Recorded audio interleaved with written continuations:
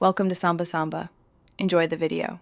You start by preparing tools and priorities. Log into Forex Factory and set your time zone to match your trading hours. Next, enable the economic calendar and filter for high and medium impacts so you only see market-moving events. Once done, link a demo account with realistic capital. Use $1,000 or the size you plan to risk. This preserves psychology.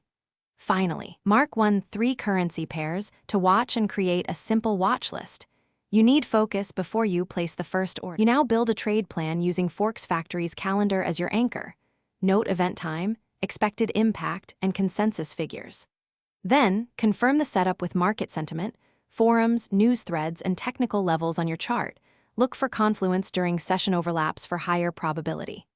Once you see alignment, define entry, stop loss, and take profit levels, and size your position using a fixed % risk per trade. Execute the order with discipline, and log the rationale in your trade journal immediately. You finish trades according to plan.